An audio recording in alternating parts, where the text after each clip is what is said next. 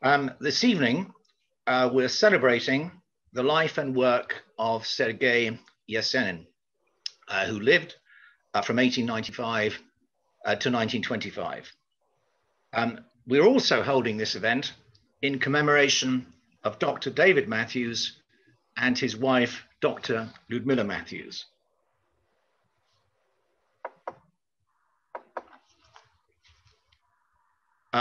David and Ludmila were both great admirers of the verse of Sergei Esenin, but they are sadly no longer with us. Ludmila died on the 3rd of January 2020, and David on the 5th of March this year. David and Ludmila translated many of Esenin's poems, and a selection of their translations will be read this evening, along with the verse in the original. Ludmila wrote an article in the Ukrainian press about the circumstances of Esenin's death.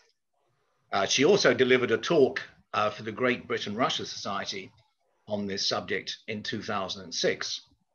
And Ludmila and David jointly delivered a talk on Esenin to the Pushkin Club in 2015.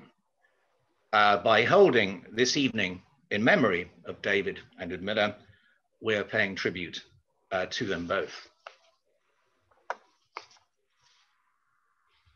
In his Holy Esenin, an anthology of translations with commentary, the brilliant Australian translator Roger Pulvers argues that in his homeland, Sergei Esenin is the most popular modern Russian poet.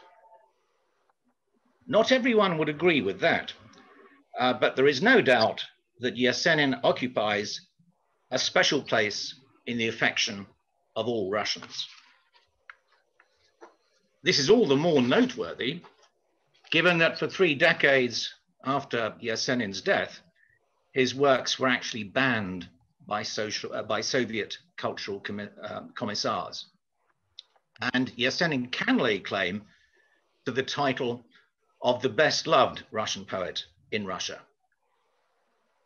His outstanding lyric poetry not only reflects the dramatic personal path he followed, which ended tragically, either in suicide or in murder when he was only 30, but also gives voice most poignantly to the Russian soul.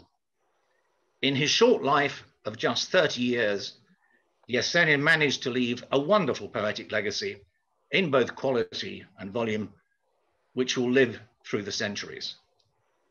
He was born on the 3rd of October, 1895, into a peasant family in the village of Konstantinova in Ryazan province. Ryazan is about 200 kilometers to the southeast of Moscow. This is a reconstruction of the house where Esenin was born. That's another view of the same house. And this beautiful interior is a room in that house. His parents were of peasant stock, but were not farmers, and both earned their living by seeking employment in different places. Sergei's father, Alexander Nikitich, often worked in Moscow as an assistant in a butcher's shop. His mother, Tatiana Fyodorovna, sought employment in Ryazan. This next picture shows Esenin's parents with his younger sister, Alexandra. From the age of 3, Sergei was mainly cared for by his maternal grandparents. He rarely saw his parents, who lived apart. His grandparents were old believers, and as such, lived their lives according to strict religious and moral principles. Sergei grew up in an atmosphere of devout orthodoxy. His grandfather was an expert on church literature. His grandmother had the same sort of influence on him that Arina Radionovna had on Pushkin. She knew many songs, fairy tales, and ditties, and according to the poet himself, it was she who gave him the impulse to write his first poems. This slide shows Yesenin with his two sisters. Yekaterina, the elder of the two sisters, is on the left, and Alexandra on the right. That shows Sergei as a teenager. He attended the Zemstva primary school in Konstantinova. Then from 1909 to 1912, the church teachers secondary school in the nearby large village of Spas-Klepiki. In May 1912, he left it with a primary school teacher's diploma. This slide shows Sergei in about 1912 in a birch copse. For some time in his youth, by his own admission, he composed only spiritual poetry. It was only at the request of his schoolmates that he decided to try his hand at poetry of a different kind. In August 1912, Yesenin moved to Moscow, where he first got a job in the butcher's shop where his father was employed, and then in the Sutin printing house as a proofreader. Here he became close to the Surikov literary and musical circle and was soon elected to the circle's editorial committee.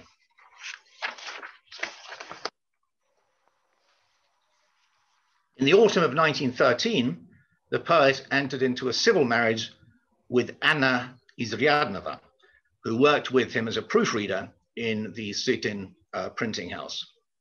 In December 1914, their son Yuri was born. However, in 1915, Yesenin left his family.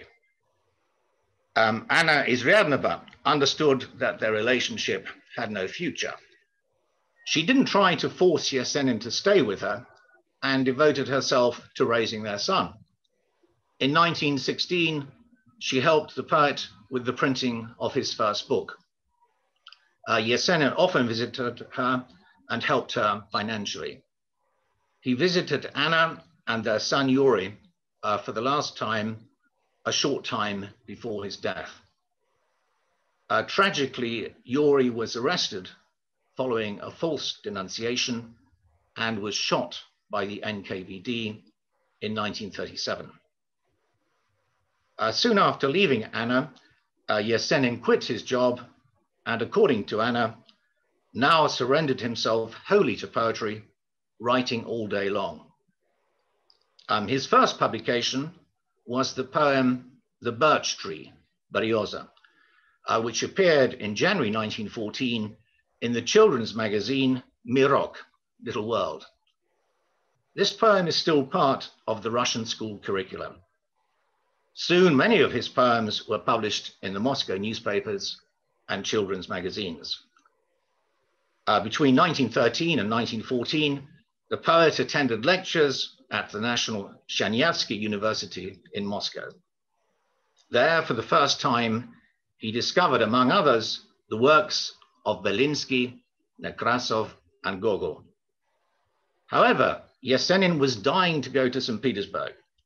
In his opinion, all the main events of literary life took place there. He ended one of his letters to his friend Grigory Panfilov with the words, "Moscow is not the mover of literary development. It simply tries to prepare people to be ready for St. Petersburg." So in 1915, Yesenin moved to what was now Petrograd. Immediately upon arrival, he visited the great symbolist poet Alexander Blok. A note has survived recording Blok's comment on his verse.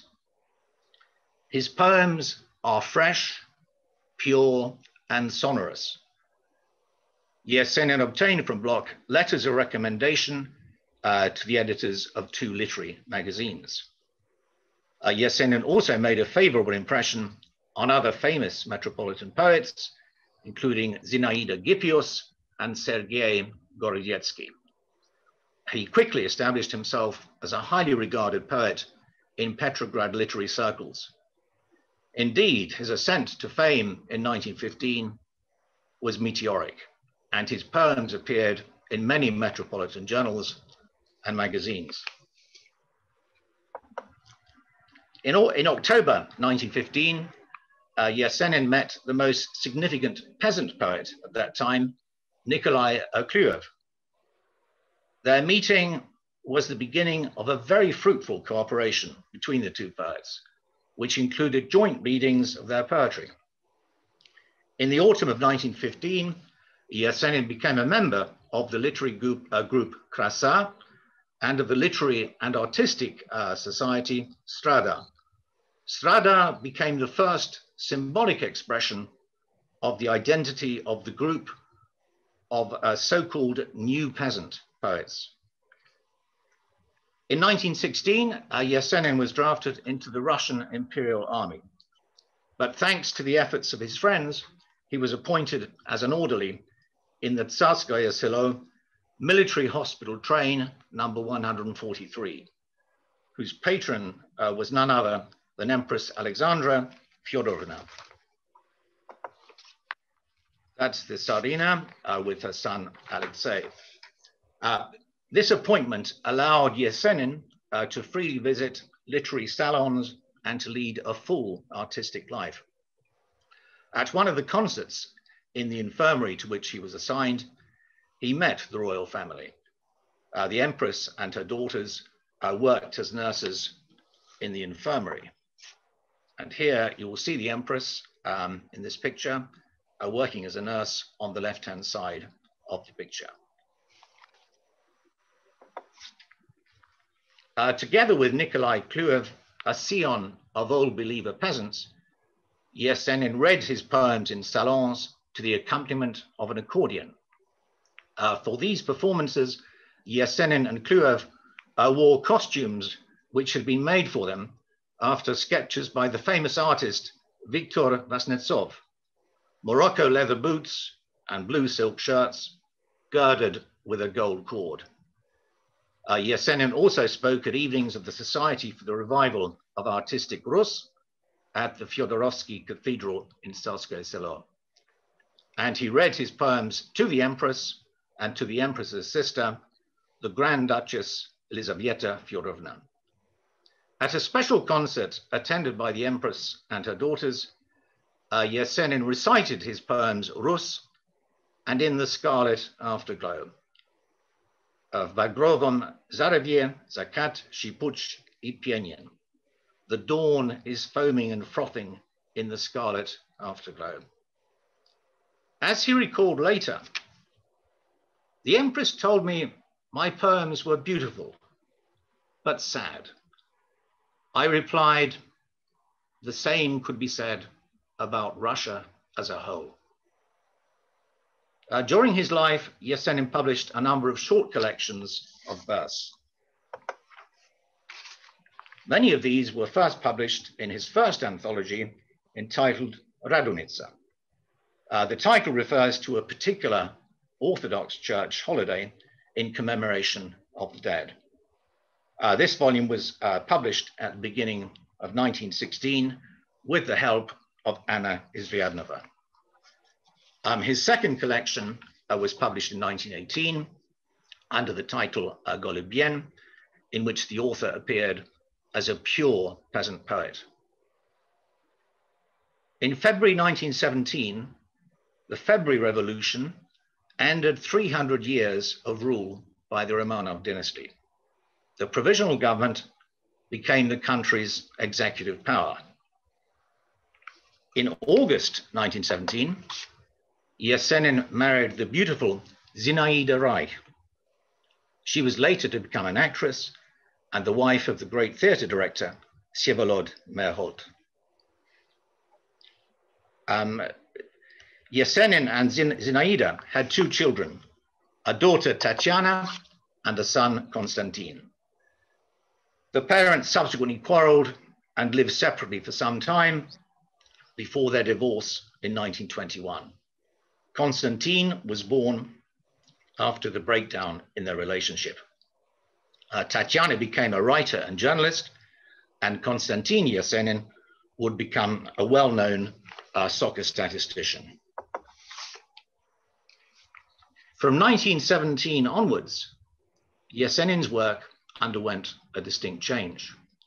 He began to write about social historical themes rather than portraying an idealized vision of Mother Russia and the Russian countryside. A new motif appeared in his verse, that of a challenge to the old patriarchal Russia, as, for example, in the poem Inonia, which was published in 1918. Inonia, by the way, means Inaya Strana, another country. Yesenin supported the February Revolution. If not for it, I might have withered away on useless religious symbolism, he wrote later. And at any rate, initially, he welcomed the rise of the Bolsheviks in the October Revolution too. As he recalled in his 1922 autobiography, in the revolution, I was all on the side of October, even if looking at everything in my own particular way from a peasant's point of view. Later on, however, he criticized Bolshevik rule in such poems as Stern October Has Deceived Me. In a letter he wrote in August 1920 to his friend Yevgeny Lifshitz, he said, I feel very sad now, for we are going through such a period in our history when human individuality is being destroyed and the approaching socialism is totally different from the one I was dreaming of. And as he maintained in his 1922 autobiography, I never joined the Russian Communist Party, being further to the left than they were. Artistically, though, the revolutionary years were an exciting time for Yesenin. Among the important poems he wrote in 1917 and 1918 were Prishestvие, Advent, Preobrazhenie, Transfiguration, which gave the title to the 1918 collection, and as already mentioned, Inonia, which was published in 1918. In September 1918, Yesenin became friendly with Anatoly Mariengov. Together with him and other poets, Yesenin founded the Russian literary movement of Imaginism. In January 1919, Yesenin and other poets signed the Imaginists' Manifesto. The following month, he, Mariengov, and Vadim Sheshenevich founded the Imaginists' publishing house. This next slide simply shows Vadim Sheshenevich. As the name suggests, the term Imaginism derives ultimately from the Latin word imago, meaning image. This avant-garde movement, which deliberately set out to shock, was introduced by Sheshenevich with the slogan, "The image and the image alone." Some of the Imaginists called for, quotes, a breaking of grammar and the creation of poems as strings of unrelated images. Unlike Mayakovsky and the Futurists, they adopted a strictly non-political stance. It's open to question whether Yesenin was ever fully committed to the proclaimed ideals of Imaginism. He was not by nature a person who could fit in with any constraints. And even though he enjoyed the soirees at the Imaginists' literary cafe, the Pegasus stall, Stoila Pegasa, it's quite likely that he associated with his fellow Imaginists as much out of his friendship, particularly for Mariengov, as out of any sense of dedication to the aims of the group. In 1922, Yesenin described their group's general appeal in the following candid terms. Our fans are prostitutes and bandits. With them, we're good friends. The Bolsheviks, though, don't like us due to some kind of misunderstanding. Following the death of Sheshenevich and many disagreements among its members, the group had disintegrated by 1924.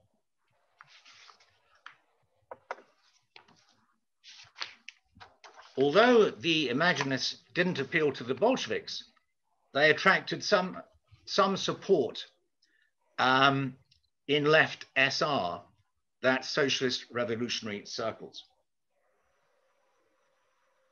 This included the notorious Yakov Blumkin, who after the October Revolution in 1917 became head of the Cheka's counter-espionage department, working for Felix Dzerzhinsky. One of Blumkin's most notorious acts had been committed on behalf of the left SRs, who were opposed to the Treaty of Brest-Litovsk, as follows. On the 6th of July, 1918, carrying out the SR Executive Committee's orders, Blumkin had assassinated Wilhelm von Mirbach, the German ambassador to Russia, by shooting him at point-blank range in the German embassy in Moscow. Blumkin, as well as being a secret policeman, was a lover of poetry and was often seen wandering about in Moscow with poets. He became very friendly with Yesenin. The following episode illustrates the importance of that friendship. In October 1920, following an anonymous report or denunciation, danos, the poet and two of his Imaginist friends were arrested by the Cheka and interrogated at the Lubyanka prison. However, they were lucky.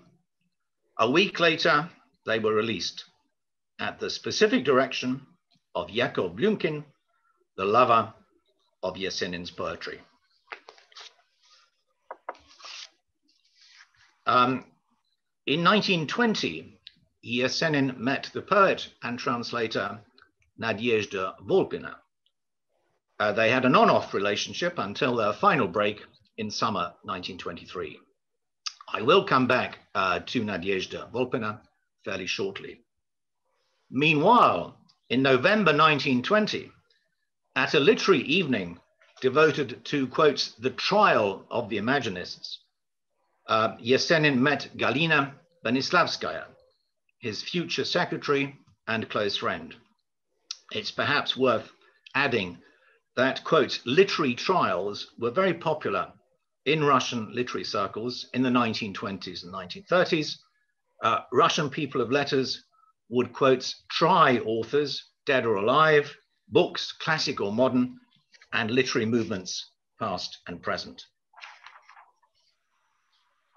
However, as so often with his relationships with women, Yesenin's relationship with Galina Benislavskaya was punctuated by continuous quarrels and reconciliations until the spring of 1925, when it ended in a final break.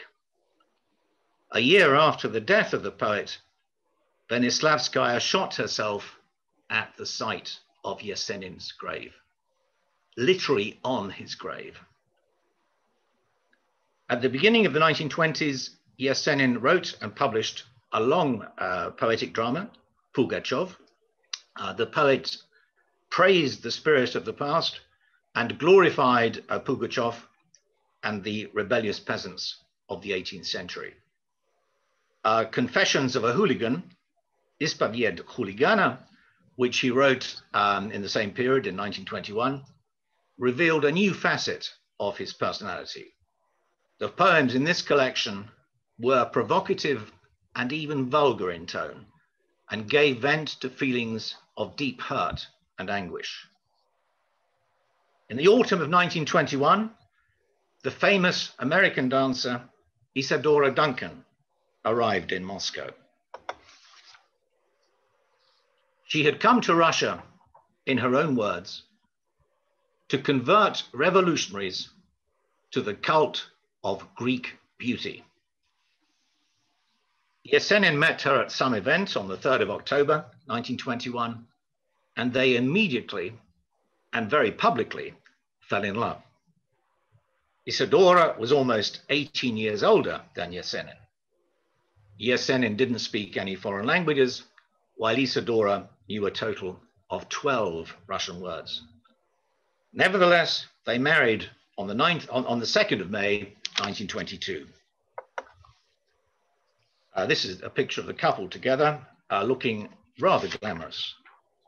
The newlyweds then went abroad for more than a year to Europe and then to the United States.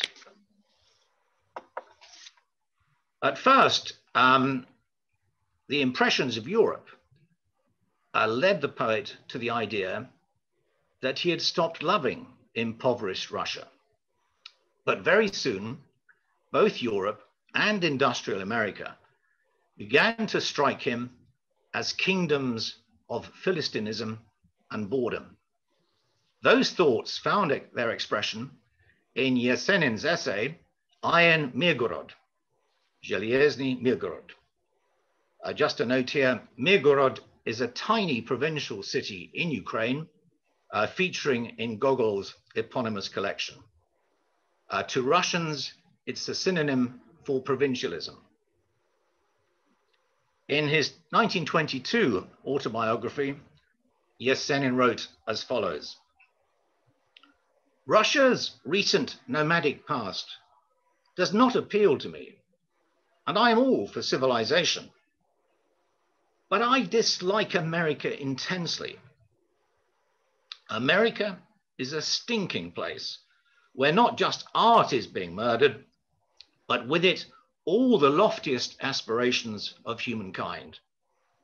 If it's America that we're looking up to as a model for our future, then I'd rather stay under our grayish skies.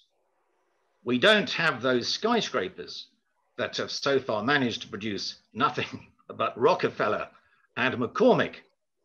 But here, Tolstoy, Dostoevsky, Pushkin, and Lermontov were born. Yesenin's public behavior during their journey was, to put it mildly, rather extravagant. The yellow press of Berlin, Paris, and New York reported extensively on Yesenin's excessive drinking bouts and rowdy behavior. The young Russian poet became known as the playboy of Europe and America. To some of us, Yesenin's behavior during this trip will call to mind that of the great Welsh poet, Dylan Thomas, during his tours to the USA in the early 1950s, which were also beset by heavy drinking and unruly behavior on the part of the poet. Upon returning to Moscow in 1923, Yesenin divorced Isadora Duncan. As I mentioned earlier, Yesenin had an on-off relationship with the poet Nadezhda Volpina, who had joined the Imaginist group of poets in 1920. After breaking with Isadora Duncan, Yesenin renewed his relationship with Nadezhda.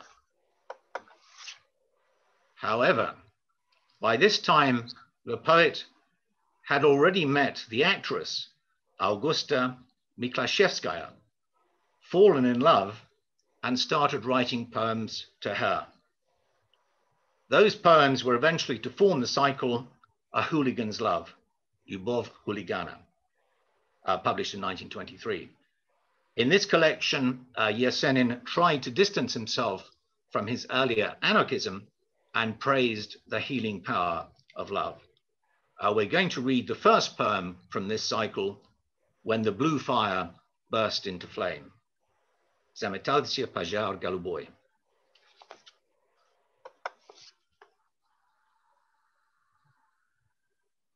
In the summer of 1923, Nadezhda Volpina told Yesenin that she was pregnant. Yesenin tried to persuade Nadezhda Volpina to have an abortion. Deeply wounded and angered, Nadezhda broke with Yesenin and left for Petrograd, where their son Alexander was born on the 12th of May, 1924. Alexander Yesenin Volpin grew up to become a poet, a renowned mathematician, and a prominent activist in the Soviet dissident movement of the 1960s. From 1972 until his death in 2016, he lived in the United States. So in 1923, Yesenin was back in Moscow, but he was not able to find a place for himself in the new Bolshevik Russia. The last years of his life were marked by tragic contradictions. According to the testimony of contemporaries, during hard drinking sessions, Yesenin was inclined to criticize the Bolshevik regime in rather strident terms. This, of course, was a dangerous thing to do, as he would inevitably be the subject of denunciations to the secret police. But his status as a popular peasant poet served as a talisman for him. Usually, after spending some time in police cells, Yesenin would be released. In 1924 to 1925, he composed such masterpieces as his collection of poems Moscow Taverns, Moskva Kabatskaya, and his long poem The Dark Man, Chorny Человек. Most of the verses in his collection Moscow Taverns dealt with his bohemian life in bars where he consorted with prostitutes, crooks, and other social outcasts who would be seeking consolation for their miserable lives through alcohol and daydreaming. The striking poem, The Dark Man, which was published posthumously, is considered Yesenin's most ruthlessly honest analysis of his own mental disturbances. Despite his difficult physical and moral condition and a fragile nervous system, which he had undermined through continuous heavy drinking, Yesenin continued to write. Some of his most celebrated and most powerful lyrics were written during this period. These include The Golden Grove has lost its power of speaking, Ot Gavrila Rosha Zalataya, which we'll be reading this evening, and Letter to Mother, Are You Still Alive, My Old Lady? Pismo Materi, Ty Živa Yesho, Moja Starushka.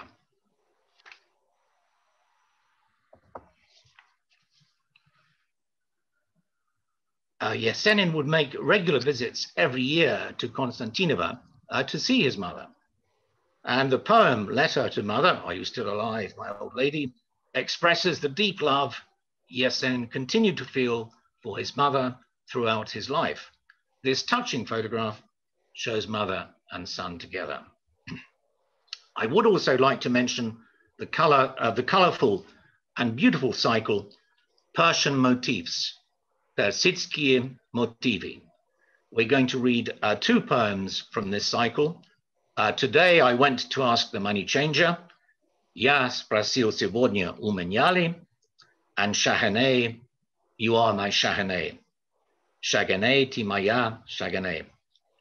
Yesenin wrote Shahaneh, You Are My Shahaneh on the 20th of December, 1924, when he was living in Batum in Georgia. The name of Shahaneh appears to have been inspired by and to be in honor of the young Armenian woman he met in Batum, who had come there from Tiflis to work as a Russian teacher, Shahaneh Teterian.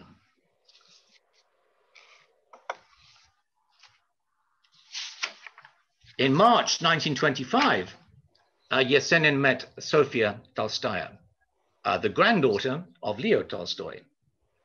When he decided to marry her and told Galina Stanislavskaya of his intention to do so, the latter understandably objected in the strongest possible terms. However, Yesenin was unmoved. Stanislavskaya immediately broke off all personal and business connections with him. Sergei and Sofia were married on the 18th of September, 1925. Sofia tried to get Yesenin help with his depression, but he suffered a mental breakdown and was hospitalized in a psychiatric clinic for a month. On the 21st of December, Yesenin left the clinic, and on the 23rd of December, he took out his belongings from Sofia Tolstoya's house in Moscow, where they had been living together, and left abruptly for what by now was known as Leningrad. On the 28th of December, 1925, Yesenin was found dead at the Hotel Angleterre in Leningrad. by his friend Georgy Ustinov and Ustinov's wife, Elizaveta. Yesenin's civil funeral took place at the Poets' Union in Leningrad. His body was subsequently transported by train to Moscow for a state funeral.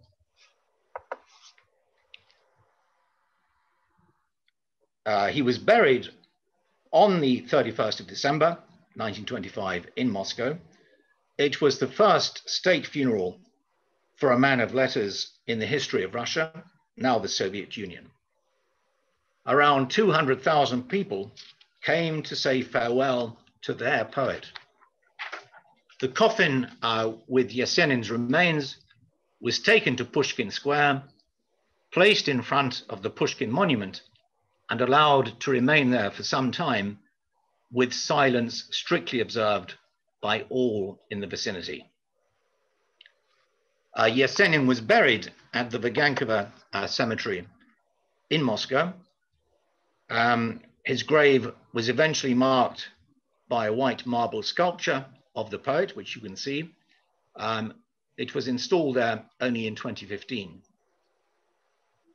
And this slide shows the monument to Yesenin in Konstantinova.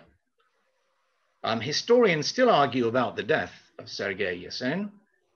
According to the official version, the poet, who had been drinking heavily for a long time and who was notorious for his wild lifestyle, hanged himself from a heating pipe in his room at the Hotel Angleterre on the 28th of December. It was said that on the previous day, instead of a suicide note, he had given his farewell poem, "Farewell, my dear friend, farewell," written in his own blood to the poet Wolf Ehrlich. However, many people don't accept the official version. It's said that Sergei Yesenin could not have hanged himself, as he had no reason for doing this.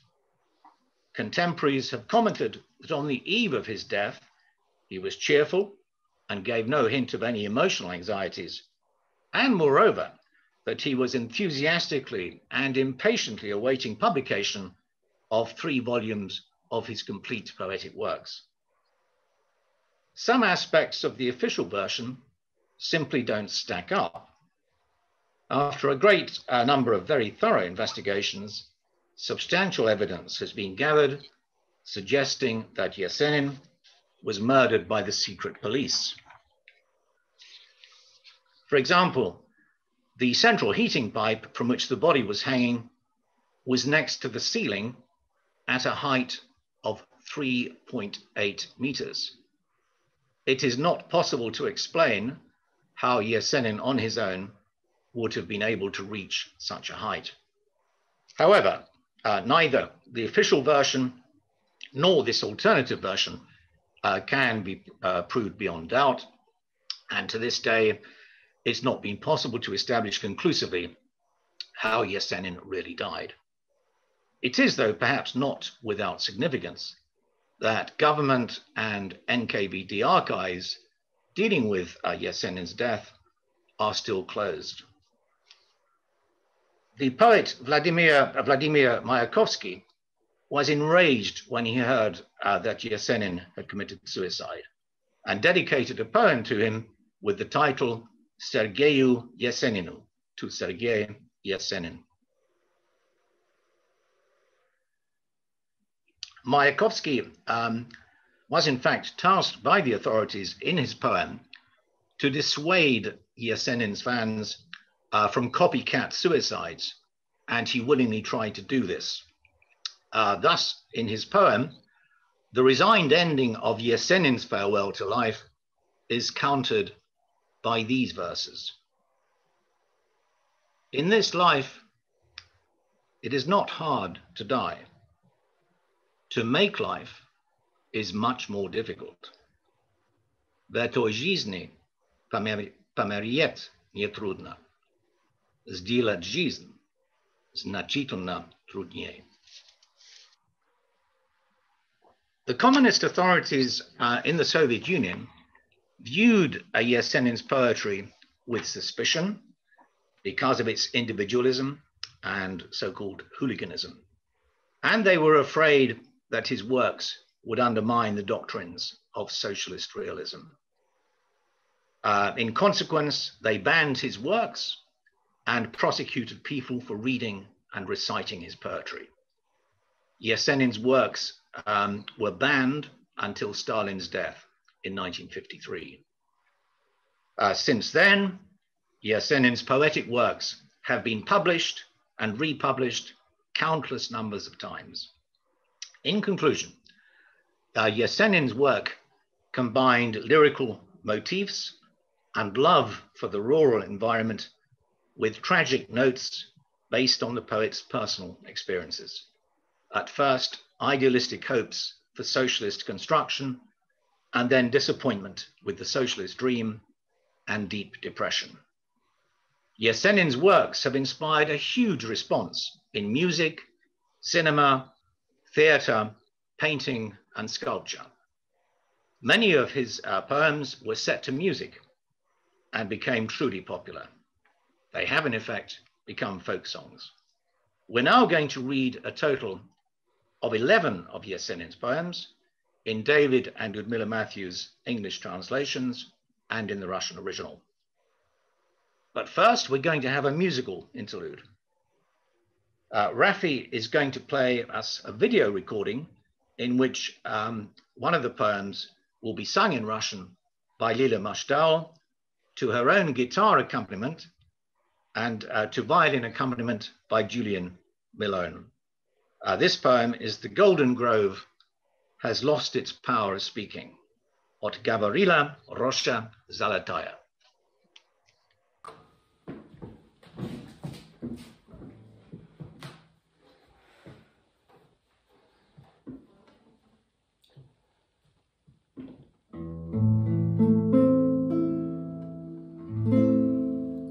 Отговорила роща золотая березовым веселым языком, и журавли печально пролетая уж не жалеют больше ни о ком, и журавли печально пролетая уж не жалеют больше ни о ком. Не жаль мне лет, растраченных напрасно, не жаль души сиреневую цвет. В саду горит костер рябины красной, но никого не может он согреть. В саду горит костер рябины красной, но никого не может он согреть.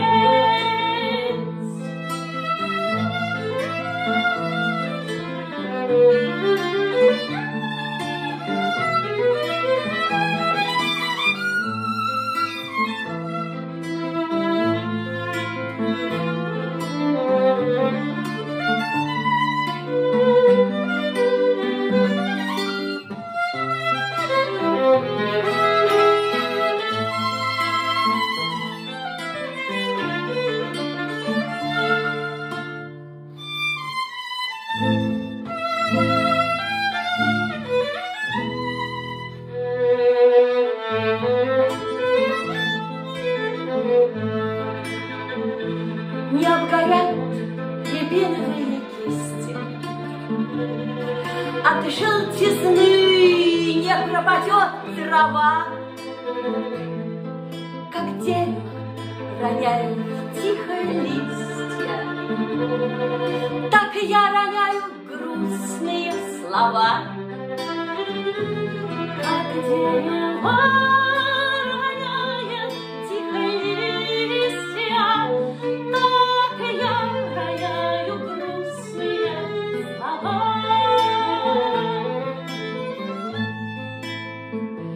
И если время ветром разметая сгребет их все в один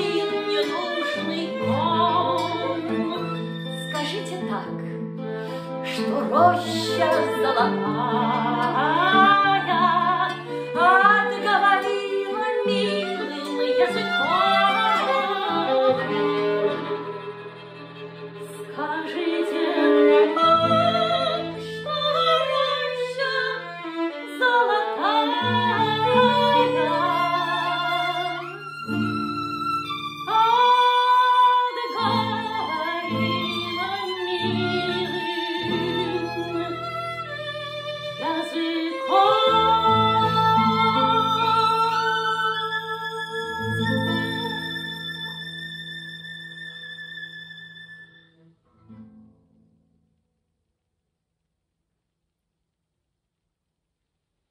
Thank you, Leela and Julian. That was wonderful. We're now going to read the poems. We'll read the English first. Lucy Daniels and I will share the reading between us. When the blue fire burst into flame, I forgot native distances calling. For the first time, I sang of my love. For the first time, I gave up my brawling. I resembled a garden grown wild and had passion for women and drinking. But then dancing and wine lost their charm, and just wasting my life without thinking. I could only have wished to see you and your eyes like the whirlpool so golden, knowing you, never fond of the past, to another could not be beholden. Lightest form with the gentlest gait, if you knew in your heart so dismissive, how a hooligan changes his ways, how in love he can be so submissive. Noisy taverns I would have renounced, and stopped writing my verse and declaiming, for one touch of your soft, gentle hand, and your hair with its autumnal flaming. I would follow you all of my life, not to heed near or far distant calling. For the first time, I sang of my love. For the first time, I gave up my brawling.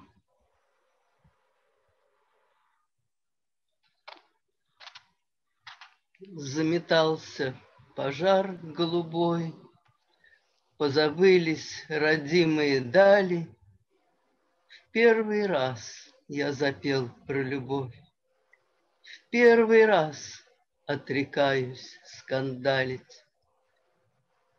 Был я весь, как запущенный сад, был на женщин и зелье падки. Разонравилось петь и плясать, и терять свою жизнь без оглядки. Мне бы только смотреть на тебя, видеть глаз златокарий омут, и чтоб прошлое не любя, ты уйти не смогла к другому. Поступь нежная, легкий стан, если б знала ты сердцем упорным, как умеет любить хулиган, как умеет он быть покорным. Я б навеки забыл кабаки и стихи бы писать забросил, только тонкой касаться руки и волос твоих цветом в осень. Я б навеки пошел за тобой, хоть в свои, хоть в чужие дали. В первый раз я запел про любовь, в первый раз отрекаюсь скандалить.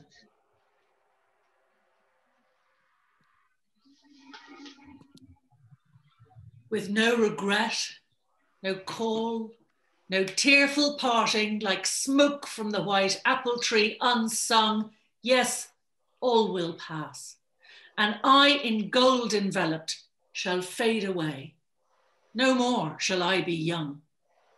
No longer will you flutter as you used to, my heart touched by the chill of some cold hand.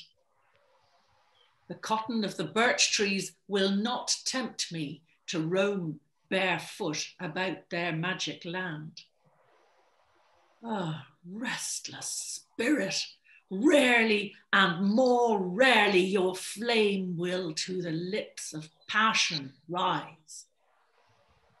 The freshness I once had has now departed, the flood of feelings, riot of the eyes. At last, in my desires, I have grown meaner. My life, or is it just the dream you bring, as if I galloped on a rosy stallion to meet the early echoing hour of spring. We all live in this world of putrefaction, and bronze drips from the maple with a sigh. Be blessed forever with this benediction, all you who came to flower and to die.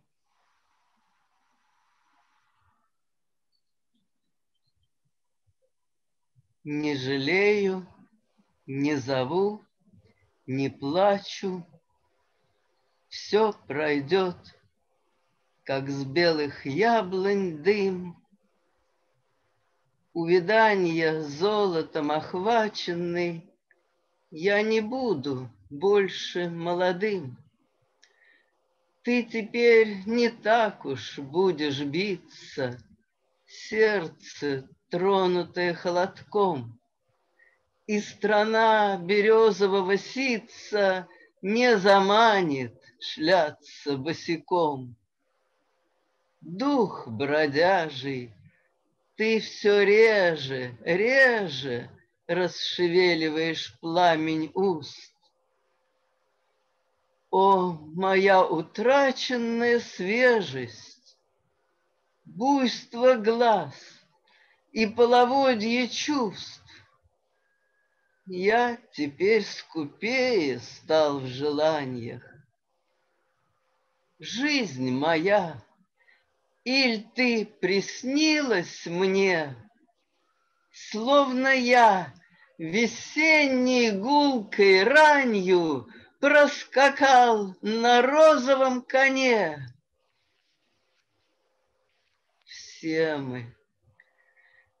Все мы в этом мире тленны. Тихо льется с кленов листьев медь. Будь же ты вовек благословенна, что пришло процвесть и умереть.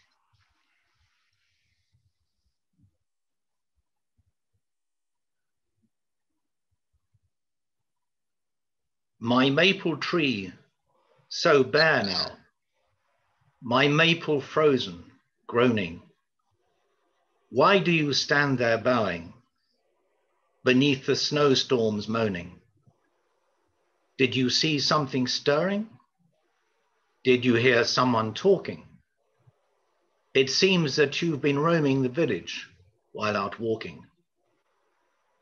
And like a drunken watchman upon the road, you stumbled. Your leg was frozen solid in the snowdrift where you tumbled. Alas, today I totter. Like you, I feel unstable. I doubt that I shall make it from the friendly drinking table. And there I met a willow. I heard a pine tree calling. I sang them songs of summer as snowflakes went on falling. I felt just like the maple, the one that I'd discovered.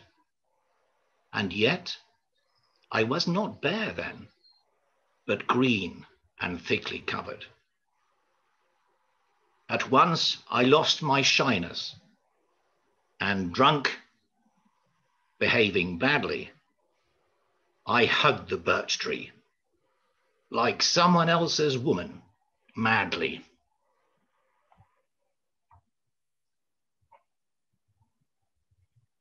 Клен ты мой опавший, клен заледенелый, что стоишь, нагнувшись под метелью белой? Или что увидел, или что услышал, или за деревню погулять ты вышел. И как пьяный сторож, выйдя на дорогу, утонул в сугробе, приморозил ногу. Ах, и сам я нынче, что это стал нестойкий, не дойду до дому с дружеской попойки. Там вон встретил вербу, там сосну приметил, распевал им песни под метель о лете. Сам себе казался я таким же кленом, только не опавшим, а вовсю зеленым. И, утратив скромность, одуревший в доску, как жену чужую обнимал березку.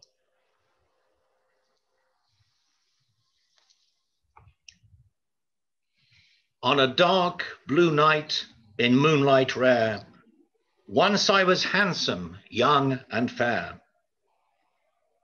Uncontrollably, quite uniquely, everything fled, so far, so quickly. The heart grew cool and dim the eyes. Dark blue happiness, moonlit skies.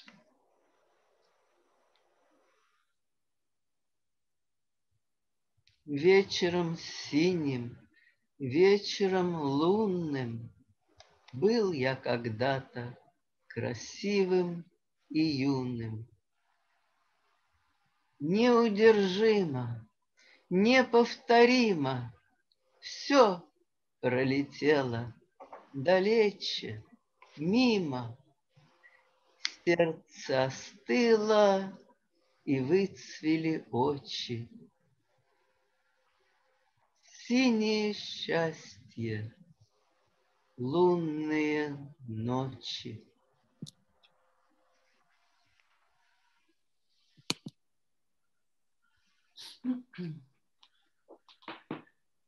Don't smile and pull such faces. Don't wring your hand. It's true. You see, I love another, but not you. I think you know the answer. You know it well and true. I never tried to see you. I never came to you. My heart felt no affection.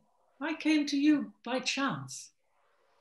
But as I passed your window, I thought I'd steal a glance.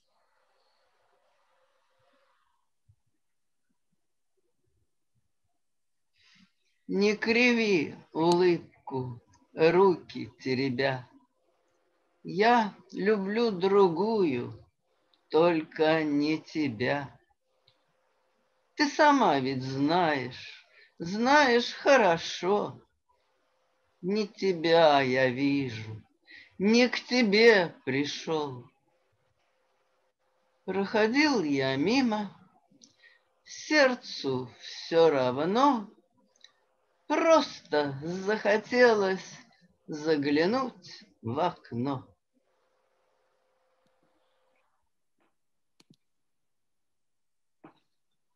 I remember, my love, I remember the radiant glow of your hair.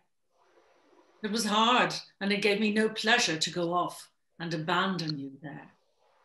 I remember the nights of the autumn, the rustling birch in the shade, though the days at that time were much shorter. The moonlight took longer to fade.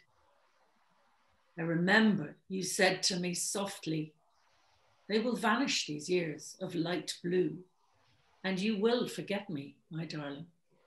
Another will come to love you. But today, the blossoming linden made me think of those days without care. How tenderly then I strewed flowers on your locks and the curls of your hair. And my heart, without losing its ardor, sadly loving somebody new, like recalling a favorite story, my heart remembers you.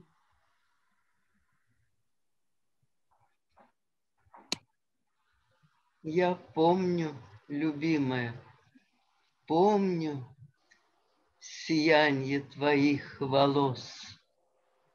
Не радостно и нелегко мне оставить тебя привелось.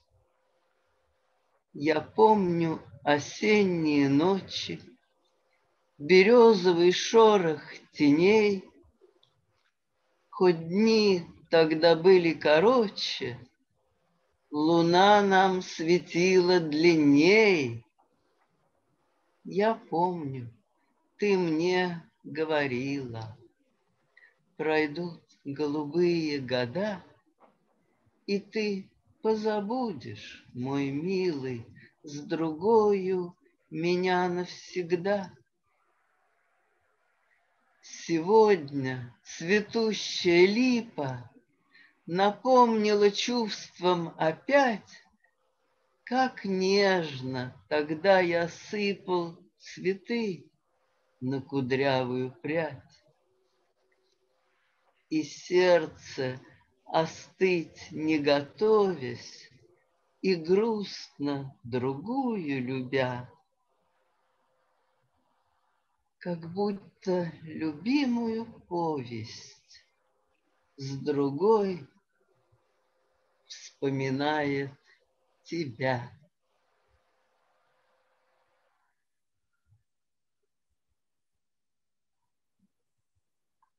The snowstorm weeps like a gypsy violin.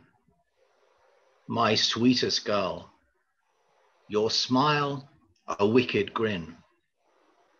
But do I fear your glances of dark blue?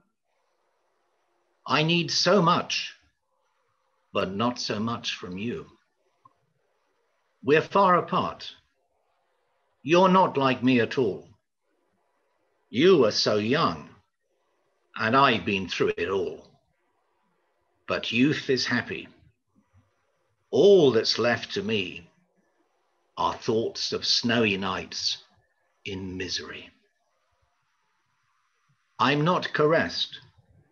The storm's my violin. Your smile pounds at my heart, your wicked grin.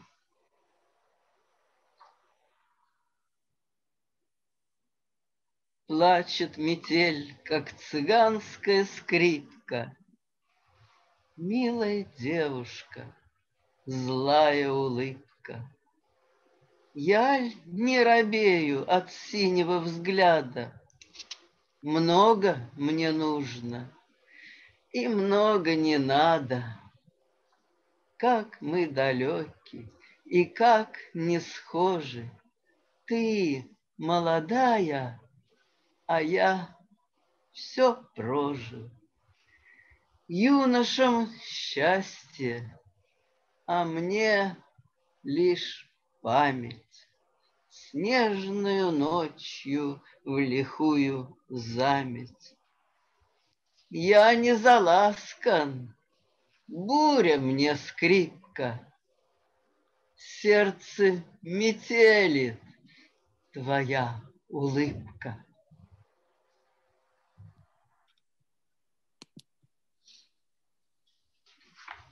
The golden grove has lost its power of speaking. The story of its birch tree's tongue is done. And when the cranes fly sadly ever onwards, no longer do they care for anyone. Who should we grieve for? Everyone's a drifter. They come, then leave their homes and pass beyond the hemp field, dreams of all who once departed. The moon is wide above the dark blue pond. Upon the naked plain, I stood with no one, and by the wind the cranes are driven on.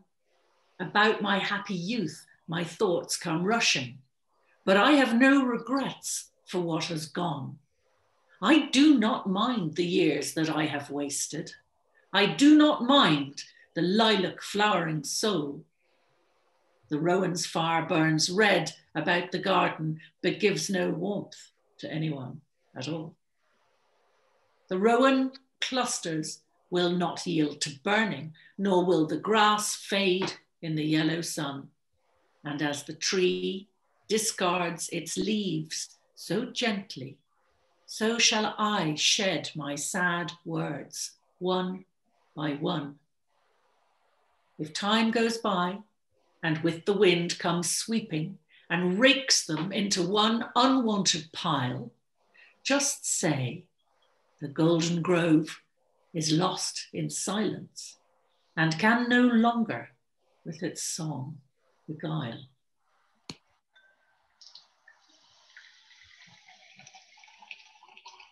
Отговорила роща золотая березовым веселым языком.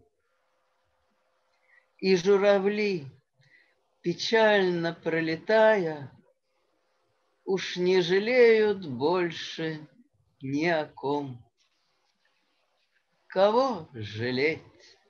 Ведь каждый в мире странник пройдет, зайдет и вновь оставит дом. А всех ушедших грезит конопляник с широким месяцем над голубым прудом. Стою один среди долины голой, а журавлей относит ветер вдаль.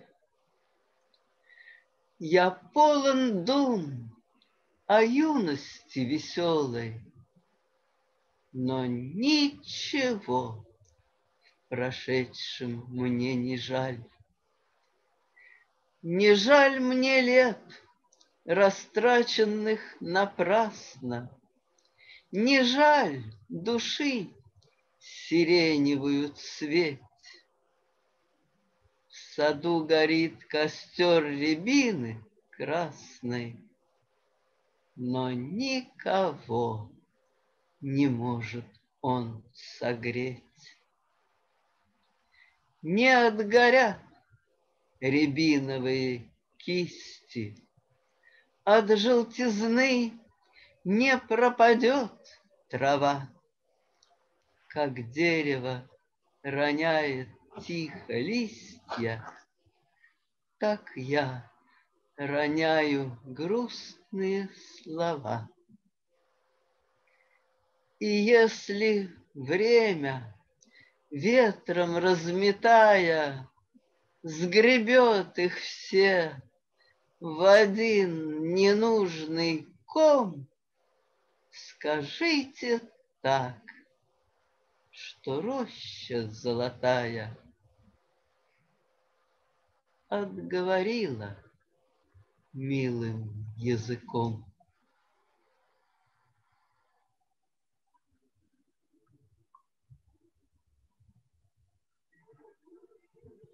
Today I went to ask the money changer who gives a ruble for a half to man. What words in Persian for my lovely Lala express I love you? Tell me if you can. Today I went to ask the money changer, more softly than the breeze that blows on van, what tender words to use for lovely Lala when asking for a kiss that might be won. Again I went and asked the money changer, with shyness hidden deeper in my heart, how I might make it clear to lovely Lala that she is mine and we shall never part. The money changer gave me one short answer. By words alone, love cannot be expressed, but love is shown in eyes that burn like sapphires and stealthy sighs that well up in the breast. In words, the sweetest kiss has no expression, like some inscription on a tomb unfelt. For kisses must be blown like scarlet roses, and on the lips their tender petals melt. In love, no guarantee comes for the asking, for here both grief and happiness reside. And you are mine, the hands can only utter, when they have cast the dusky veil aside.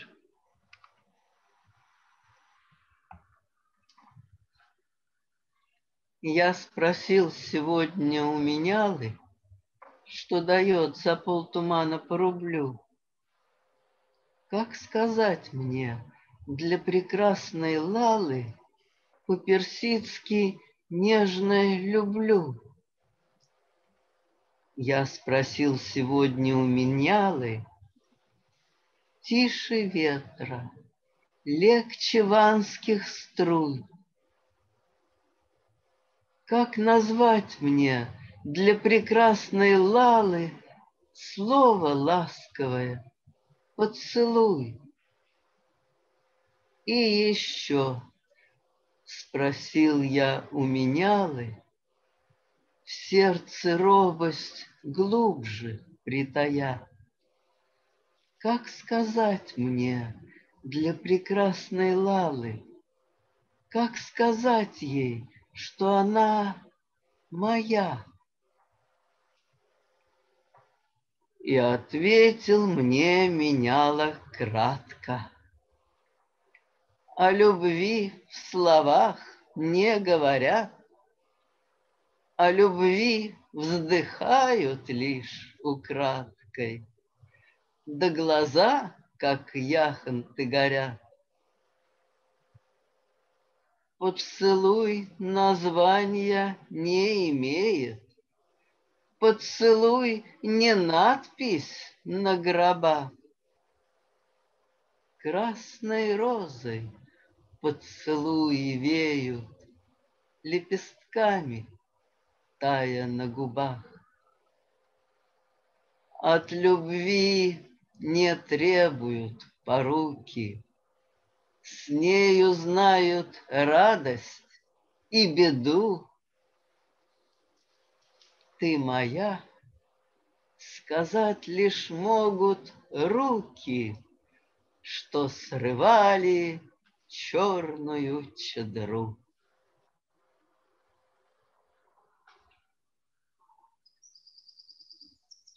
Shahanay, you are my Shahanay. Since I come from the north, let me say, how the billowing rye in the fields to the moonlight submissively yields. Shahanay, you are my Shahanay. Ah, the moon in the north is so fair, and 100 times bigger than here. Your Shiraz may be fine in your eyes, but Ryazan has its wide open skies. Ah, the moon in the north is so fair. Let me talk of the fields with a sigh, how my locks were the gift of the rye. Twine them round through your fingers again. Your caressing will give me no pain. Let me talk of the fields with a sigh. Through the billowing rye in the moon, take a guess from my curls, and quite soon you will laugh. But my dear, when we part, do not wake longing thoughts in my heart.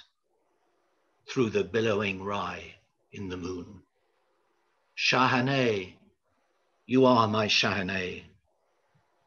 But there in the north far away is a girl who is so much like you, and perhaps she remembers me too. Shahanay, you are my Shahanay.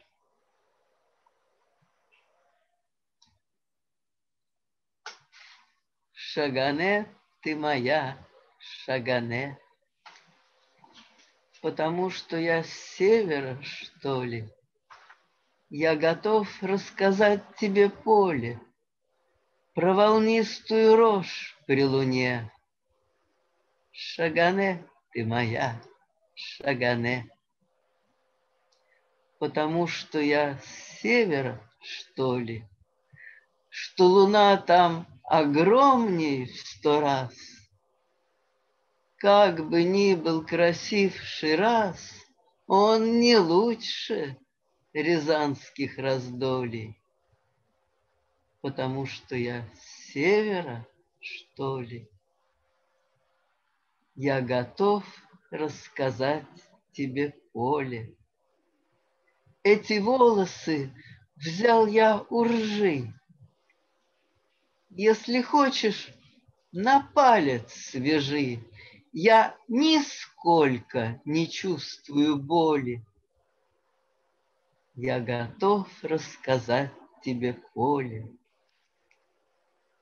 Про волнистую рожь при луне по кудрям ты моим догадайся. Дорогая, шути, улыбайся. Не буди только память во мне про волнистую рожь при луне. Шагане, ты моя, Шагане. Там, на севере, девушка тоже. На тебя она страшно похожа. Может, думает обо мне. Шагане, ты моя, Шагане.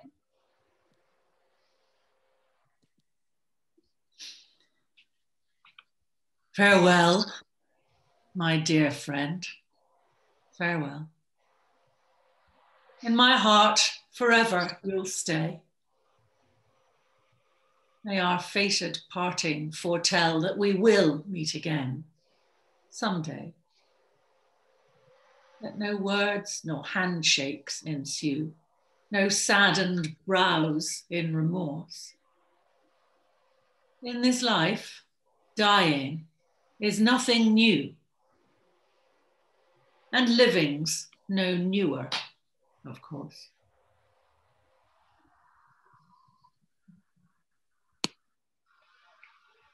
До свидания, друг мой, до свидания. Милый мой, ты у меня в груди. Предназначенное расставание обещает встречу впереди. До свидания, друг мой, без руки и слова. Не печалься и не хмурь бровей. В этой жизни умирать не ново, но и жить, конечно, не новей.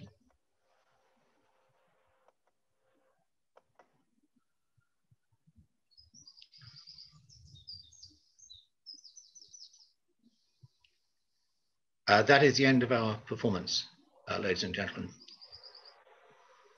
We're very happy to answer any questions or to discuss any points you'd like to raise, but I hope you've enjoyed it. Yes, very much. I'd just like to say thank you to everybody, all the readers and reciters. It was absolutely magnificent. I'm slightly in a daze almost. The poetry kind of lulls you into a sense of a state of calm and pensiveness. It's very overwhelming. And so I haven't got anything really clever to ask. But do please put your questions in the chat if you have any. And I'll maybe just say something about how, or ask something about how you think it fits into the kind of idea of the slightly debauched poet, and sort of, I mean, maybe calling Pushkin debauched is a bit strong. He certainly is within the same tradition as Pushkin and Lermontov, I think. Having a very messy personal life and beautiful, sort of very incisive and humanistic poems that came out of it, and quite a young ending as well. So, as so many Russian poets, tragically, it's remarkable. I mean, he obviously is he was imbued with the whole tradition, the Pushkinian tradition, and I would say he's an outstanding lyric poet. I think almost to regard him as a peasant poet doesn't do justice to him. It's the honesty and the directness and the immediacy of the images, and I find that's why poetry for me is such a wonderful medium, the immediate communication of emotion. And the private life is, of course, terrible, but he didn't shy away from talking about it.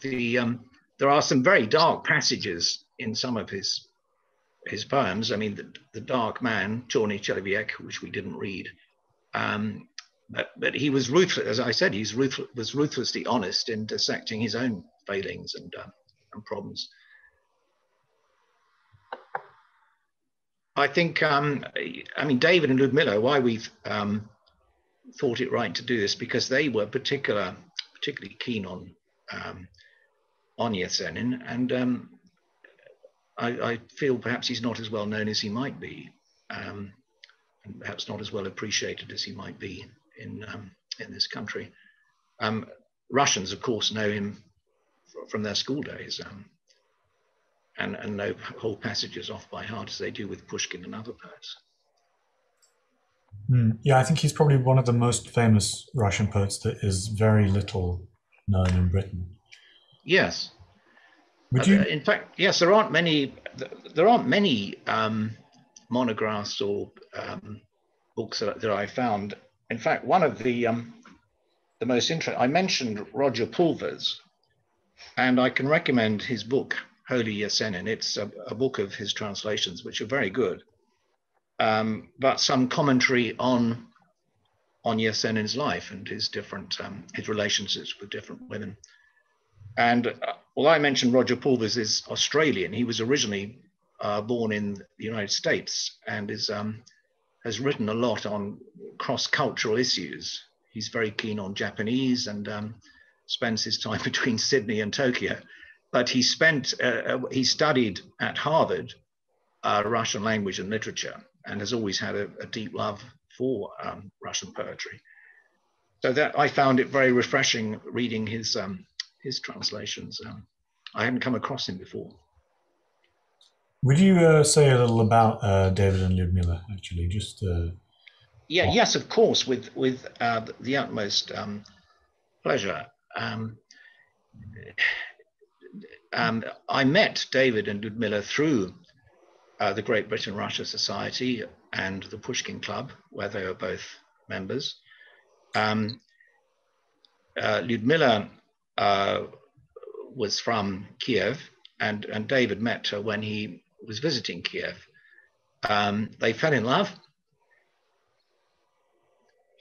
and they wanted to get married, and they had enormous problems getting the necessary permit for Ludmilla to come over.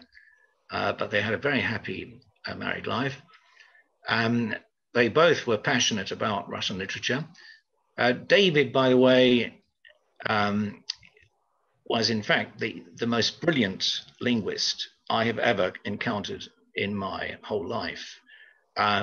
He was a senior lecturer at SOAS, the School of Oriental and African Studies, His speciality was Urdu, but he knew Hindi and various other South Asian languages, but also was fluent, and I'm not joking, I mean fluent in Farsi, Turkish, and Arabic, and spoke beautiful Russian, impeccable Russian. And I don't know how he had this gift. He went on a visit to Japan, and when he came back, I don't think he'd mind me telling this anecdote. I said, I suppose you now speak fluent Japanese, David, I said with usual English irony. He then proceeded to talk to me in what I assume was sort of sophisticated Japanese. I said, look, I don't understand a word of what you said. But his ear, he had a most musical ear. And I remember him reading that the Shahnameh, his own translation, so wonderfully. And you could see he identified very much with the sentiment in those poems. They were really a wonderful couple. And it's very sad they're no longer with us. Ludmilla, by the way, she taught at CES. She lectured in Russian at CES. And they were both very, very knowledgeable about many aspects of Russian literature and poetry, and not just Yesenin, but Pushkin and Lermontov and others. I don't know if Alla, you would like to add anything to that? I think it was you who first mentioned to me when you met David and Ludmilla. Well, I met Ludmilla actually at the university when I was reading there for students. So she was teaching there. I see. And then she discovered that we live very close to each other. So we just became friends and neighbors. Then I met David, and they were the most hospitable couple I had ever encountered. But we better talk about Yesenin, I think. We have 2 questions, at least. I can see a couple of questions, yeah. So one says, or asks, why are the archives surrounding his death still closed? Well, I don't know. You should ask the authorities. Yes, ask FSB, yes. But I think it is actually quite, I don't know, it does to an extent encourage the foul play. Yes, well, it does. Yeah. And I think, I must admit, it's awful with these theories because one honestly doesn't know. And one should say, in November 1925, Yesenin had been in a psychiatric clinic for a month. That's where he wrote the poem about the maple tree. So he had been drinking alcohol in such vast quantities that clearly that had an effect on both his physical and mental state. So he may have been okay on some occasions, but then not so well on other occasions. So one honestly doesn't know. The trouble is when the authorities then don't disclose the archives, then it feeds suspicions. I don't think one can take it any further than I've said. There are inconsistencies or certain oddities about the official version of events, and his friends were all deeply suspicious about what happened. I see that Taisia, you had a question. Yeah, let me see if we can. If you prefer to. Oh, yes, sir. Yes, can I say that because typing is a little bit difficult, it's very small letters. Yes, thank you very much, everybody. Can you hear me? Can you hear me? Yes, absolutely. Yeah. Great. Thank you very much, David and Alla and Julian and Lilia and Lucy. Yes, it was great. Really, really good. Very inspiring. I wanted to ask your opinion, David and Alla, and maybe others as well. So I was thinking, I often think, how come Yesenin became such a great poet? I mean, he comes from like peasant background, yes. So he was not so well educated. So I know that the nature is amazing, really inspiring in that part of Russia. I have been in Ryazan region and in Constantino. It's just beautiful nature. But still, how did he manage to become such a great poet? Really, what do you think? Who were his teachers and who inspired him? Was it his grandmother? Maybe she sang with him songs, or they read a lot. So, what do you think? What inspired him and what nurtured his talent? Well, yeah. Oh, Ala, you reply. Yeah. No, I think that's the just solution. No, the answer to that question is in his childhood experience, because he was raised by his grandparents, who were old believers, and it means that they. Well, everybody says that the peasants were illiterate, but his grandfather knew, I understand, the Bible, and not in Russian, but in Church Slavonic. So that's why Yesenin's language is just not so-called intelligent newspeak or something like that. His vocabulary is so rich and so unusual. You can't. Yes, exactly. Has the same, but not with such immediate accessibility. That was it. It was his nature, just immediate accessibility. But the vocabulary, I think she just took it from his childhood, from his neighbors, from the church, from his grandfather, from the church books. No, just remember the titles of his books: Сорокауст, Пришествие, Преображение. That's he said that please look at as if it was some like Greek mythology, like other poets are referring to the Achilles, how shall I say it in English, to the Trojan War and so on. So he referred to the Gospels. I think Roger might also want to answer those as well. If you'd like to unmute yourself. Hi there. Thank you. Thank you very much for another wonderful evening. And it's just wonderful to sit here and listen to those good translations and the wonderful Russian. I would just like to attest to the fact that the Russians' love for Yesenin. I always remember at Moscow University, a Russian suddenly turning to me and quoting from Soroka-Ust, that wonderful poem, and the passage in which there's a train going along and a horse galloping along the side trying to keep up. And I always remember that. And I read, and from then on, I was fascinated by Yesenin and read him a lot. Just one question, is you read 11 poems, did you, tonight? Yes. And is there a list of the poems that you read? Yes, I'm very happy to send that. By the way, the choice of poems made itself for us because those poems were read during the presentation that David and Ludmila did to the Pushkin Club in 2015.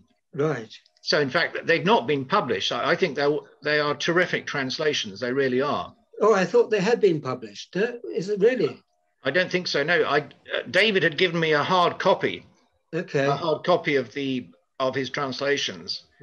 And when I recently heard that he had passed away, we thought it would be appropriate to do this as a kind of paying tribute to them. Yeah, brilliant. Thank you. Not at all, but I'm very happy to. Shall I send those to you, Rafi? You've already sent them to me. Well, of course I have. Yes. So I can send them around. Yes. You can send out the recording list to everybody. but I would, yeah, I'm surprised that they haven't been translated, haven't been published myself, actually, because they're. You mentioned that he had a very musical ear, and they do have a very kind of musical. They're almost like songs, and I suppose. Oh yes, they do. And he, honestly, I'm not just saying this out of false modesty, but David's own reading of those poems in English was second to none. By the way, he recited or read beautifully in Russian as well, whichever language he was speaking in. No, I think it would be marvelous to do it. I should say that the last poem, by the way, is not his. It's an anonymous translator.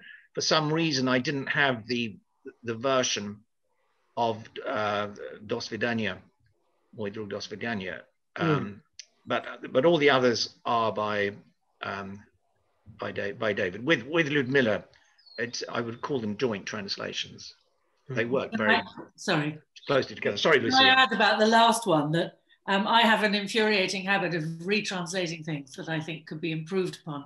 And so because everything else was translated by David and Ludmilla, I didn't touch those because this is all about them. But I had a really good go at trying to retranslate the last one. But actually, I think the anonymous has done it as well as you possibly could. It's really good. It's really in the spirit of the original, isn't it? And I think it flows in English too. Thank you. I'll read out another question or comment that we've got here from Natasha. I've been in Konstantinova and we were allowed to enter the house. I remember his mother's shushun hanging by the door in the porch. It was an unforgettable 2-day cruise on our car. Thank you, Alla, Lucy and David for this one lovely evening, and thank you also to Lilia and Julian. And actually that, I'll reiterate the thanks to Lilia and Julian as well, because it's really a testament to how lyrical Yesenin's work is, that it works. Basically, I mean, reading them out, you do feel almost like you're reading song lyrics. They're very, the rhyme schemes and the meters are all very much, would lend themselves very well to songs. And I think it makes sense as to why he became so popular in the Soviet Union, as or his works were put to music so often.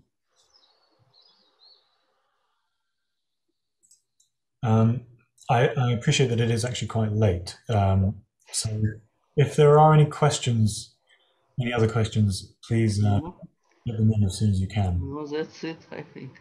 Just to say one thing, because when Alla read, at the end, she read the poem that we played and Leela sang, and Rafi's right, you could really hear you could almost hear the sort of confidence in the reciting as we could in the song which we sang. It's really interesting. Sorry, can I just Julian and Leela, was that was your own music, was it? It was your own? No. No, okay. I didn't know. It was written, the tune was by Grigory Ponomarenko. Ah, okay. I wrote the violin part and Leela wrote the accompaniment. So in effect, it was a 3-way split. Okay, that is fabulous. Was, yeah. Fabulous. Yeah, absolutely fabulous, yeah. Well, it's been a really lovely evening. I don't really have anything to say. I think it was sort of spoke for itself so well, honestly. But I can't add anything of any interest. So I'll just thank everybody, all the performers, David, Lucy, Alla, and Julian and Lilia.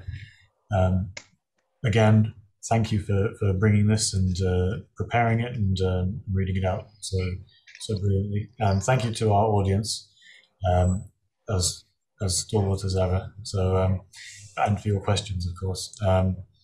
And I hope to see you very soon. Do you have any indication of what the Pushkin Club is going to come up with next? Well, we have the idea of having an evening on Mandelstam, his poetry.